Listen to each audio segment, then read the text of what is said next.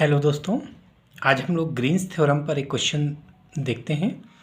ये एक ट्यूब में 2 बार पूछा गया है। NAS 103 पेपर कोड 2018 में और KAS 103T पेपर कोड 2021 में। क्वेश्चन अच्छा है, देख लीजिए। Apply Green's theorem, evaluate integral over C 2x² - y² dx plus x² plus y² dy where C is the boundary of the area enclosed by x-axis and upper half of the circle x² plus y² is equal to a²। अब यहाँ circle कुछ भी दे सकते हैं, x² plus y² is equal to 1 दे दे तो radius 1 हो जाएगी, 1/4 दे दे तो रेडियस 1/2 हो जाएगी, है ना। तो यहाँ कुछ और चेंज करके क्वेश्चन पूछा जा सकता है, ठीक है। तो देखिए क्या होता है, हम लोग ग्रीन्स थ्योरम की अगर बात करें तो ग्रीन्स थ्योरम क्या है कि closed integral over C phi dx plus psi dy is equal to double integral over R del psi upon del x, इसका x के रिस्पेक्ट में डेरिवेटिव माइनस इसका y के रिस्पेक्ट में derivative del phi upon del y dx dy, है ना। इस line integral को सरफेस के द्वारा निकाल सकते हैं और सरफेस को लाइन के द्वारा हम लोग ग्रीन्स थ्योरम यूज करके। तो अगर इस क्वेश्चन के लिए देखें तो फाई की वैल्यू क्या है, फाई है आपका phi dx plus psi dy। Compare कर लीजिए phi dx plus psi dy, तो फाई की वैल्यू हो गई 2x² माइनस y² और साई की वैल्यू हो गई x² प्लस y²। तो फाई की वैल्यू 2x² माइनस y² और साई की value x² plus y²। Easily compare कर लिया। हमें लाइन इंटीग्रल इवेलुएट करना है तो हम लोग ग्रीन्स थ्योरम यूज करके निकालेंगे, तो सरफेसेस की वैल्यू निकालेंगे, ठीक है। तो फाई और साई क्लियर हो गया। अब हमें ज़रूरत पड़ेगी del psi upon del x की, तो del psi upon del x कितना होगा, डेरिवेटिव कर लेंगे। Del psi upon del x 2x हो जाएगा और del phi upon del y क्या हो जाएगा, del phi upon del y की वैल्यू -2y हो जाएगी, पार्शियल डेरिवेटिव, ठीक है। अच्छा, x² प्लस y², बाउंड्री देखिए क्या दे रखे हैं, boundary is the area enclosed bye x axis and upper half of the circle. तो देखिए ये एक्स एक्सिस हो गया, एक्स एक्सिस की लाइन हो गई और ये सर्किल की इक्वेशन है x² plus y² is equal to a²।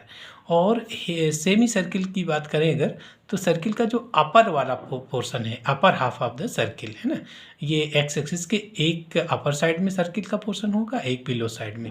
तो यहाँ क्वेश्चन में कह रहे हैं कि जो अपर साइड का है वो, तो अपर साइड की इक्वेशन क्या होगी, इसकी इक्वेशन क्या होगी, देखिए x² plus y² is equal to a² है, तो y is equal two plus minus √a² minus x² हो जाएगा, ठीक है। तो y की 2 वैल्यू होंगी, इधर पॉजिटिव हो जाएगी वैल्यू और इधर अगर लेते तो y की वैल्यू नेगेटिव होती, ठीक है। y की वैल्यू अगर हम इधर होते तो नेगेटिव लेते।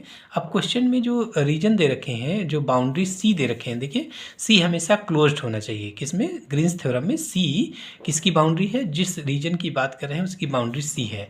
तो ये देखिए ये उसकी, ये मिला के C है ना, ये पूरा मिला के C है।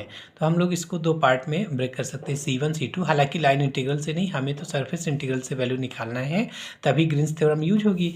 अगर लाइन इंटीग्रल यानी सिंगल इंटीग्रल इवेलुएट करना होगा तो हम इससे निकालेंगे, और डबल करना होगा तो इससे निकालेंगे, तभी तो ग्रीन्स थ्योरम यूज होगी, है ना।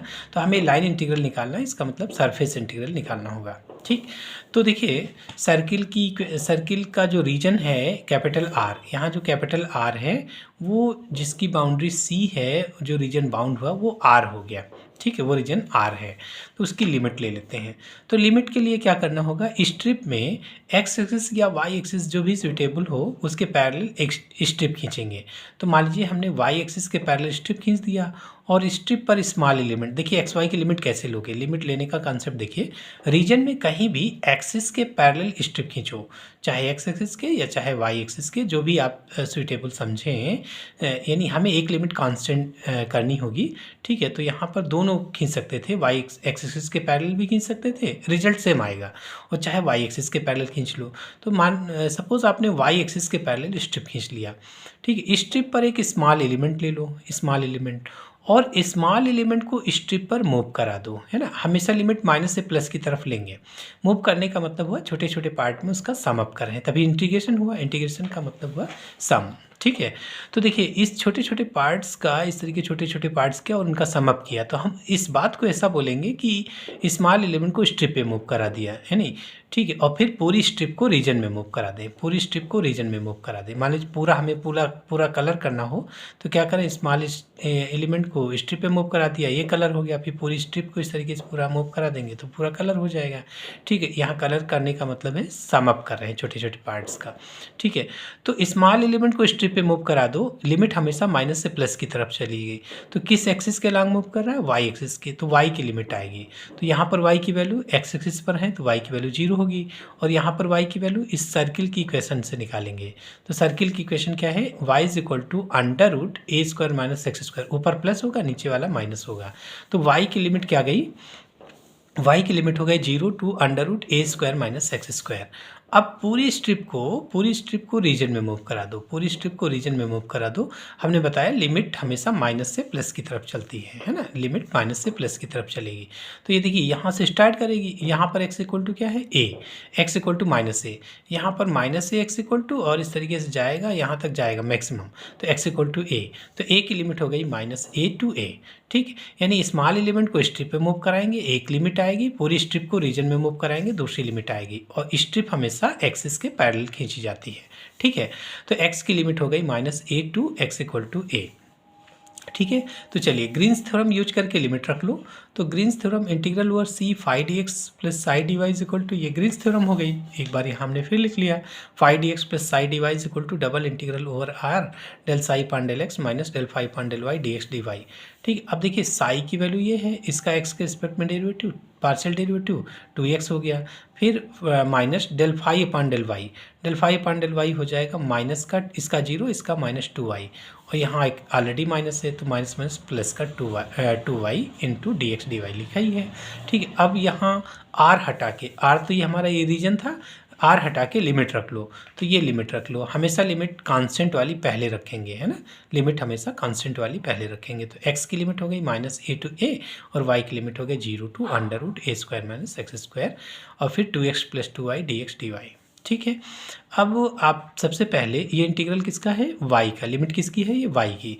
तो सबसे पहले y के रिस्पेक्ट में इंटीग्रेशन करो, 2 तो बाहर कर सकते हैं, x और x तो कांस्टेंट ट्रीट होगा जब y के रिस्पेक्ट में करेंगे, तो x इंटू 1 का y हो जाएगा, प्लस यहाँ 2 तो आपने बाहर कर दिया, y का डेरिवेटिव इंटीग्रेशन हो जाएगा y square upon 2 limit 0 to under root a square minus x square, a square minus x square, a square minus x square, ठीक है। 2 फिर minus a to a, upper limit रख लो, यहाँ पर रख लो y की जगह, तो x into under root a square minus x square plus y की जगह रख लो, तो इसका स्क्वायर करोगे तो a square minus x square upon 2 हो गया इंटू डी एक्स, ठीक है। अब इसको दो अलग अलग पार्ट में कर दीजिए, तो 2 integral minus a to a, ये इंटू डी एक्स आ गया, plus 2 integral minus a to a into ये, तो 2 से 2 कैंसिल हो गया, a square minus x square into d x, ठीक है। तो देखिए एक प्रॉपर्टी है, हम लोग लगा लें तो इसको सॉल्व नहीं करना पड़ेगा, डायरेक्ट लिख सकते हैं। ये इंटीग्रेंड हमारा ऑड है ना, इंटीग्रेंड ऑड है। ऑड इवन क्या होता है, x की जगह माइनस एक्स रख लो, अगर वो एफ एक्स आ जाए तो इसका मतलब वो फंक्शन क्या हो जाएगा, ऑड फंक्शन है ना। तो यहाँ पे देखिए x की जगह माइनस एक्स रख लेंगे तो ये तो ठीक है, लेकिन ये माइनस दे देगा, तो माइनस माइनस एफ एक्स हो गया, तो ये इंटीग्रेंड हमारा ऑड है ना, इंटीग्रेंड ऑड है, तो ये इसकी वैल्यू क्या हो जाएगी, 0 हो जाएगी। ये ऑड इवेंट का कॉन्सेप्ट समझ में आया ना। ये प्रॉपर्टी देखिए एफ एक्स इक्वल टू यहाँ पर दे रखें x under root a square minus x square, तो आप क्या करो x की जगह पे माइनस एक्स रख लो, तो f minus x equal to minus x under root a square minus x का होल स्क्वायर एक्स स्क्वायर ही हो जाएगा। और देखिए ये इतनी चीज़ क्या हो गई, एफ एक्स हो गई, तो माइनस एफ एक्स आ गया। तो अगर f माइनस एक्स की वैल्यू माइनस एफ एक्स आ जाती है तो फंक्शन क्या होता है, ऑड होता है, और अगर f माइनस एक्स की वैल्यू एफ एक्स आ जाए तो फंक्शन क्या होता है, इवन होता है, फंक्शन इवन होता है। तो यहाँ पर ऑड फंक्शन है, और ऑड के लिए एक प्रॉपर्टी है डेफिनेट इंटीग्रल की, minus a to a f x d x. अगर फंक्शन ऑड है तो इसकी वैल्यू डायरेक्ट 0 हो जाएगी, और अगर फंक्शन इवन है तो 2 टाइम्स 0 टू ए, जो माइनस ए टू है इसको 2 times 0 to a f x d x लिख सकते हैं।